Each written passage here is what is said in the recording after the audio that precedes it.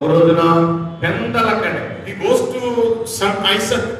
ఇస్సాకు దగ్గరికి ఆయన వెళ్తున్నాడు. Son, get up. కుమారుడా లే. He may be sleeping బహుశా నిద్రపోతున్నాడు. because it is early morning. ఎందుకంటే అది పెందలకడ అని He చెప్పాడు. may be some 15, 16, 17 years old. 15, 16, 17 సంవత్సరాల వయస్సు కలిగిన వాడు. Son, get up. కుమారుడా లే అని చెప్పి ఉంటాడు. And he must have asked, what is the need? నాన్న ఏంటి అవసరం, ఎందుకు లేకుండా? Father said, అబ్రాహాము ఉంటాడు. we are going to worship the Lord. ఆరాధించడానికి మనం వెళ్తున్నాం. We are going to go on a journey of 3 days. 3 రోజుల ప్రయాణానికి వెళ్తున్నాం. The son did not say anything against the father.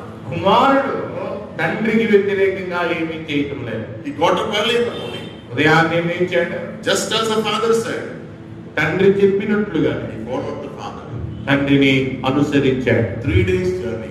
3 రోజుల And ప్రయాణం. after that, climbing the mountain, ఆ పర్వతాన్ని ఎక్కిన తరువాత కూడా carrying the wood on his shoulder, ఎక్కుతూ ఉండగా తన భుజాల మీద కట్టెలను he పెట్టాడు. did not oppose the father తండ్రి బరువు పెడుతూ ఉంటే తండ్రిని వ్యతిరేకించలేదు. because the son knew that my father is upright. మా నాన్న ఏం చేసినా యథార్థతతోనే చేస్తాడు అని అన్నిటికీ ఒప్పుకున్న ఇస్సాకు. This is the request of David.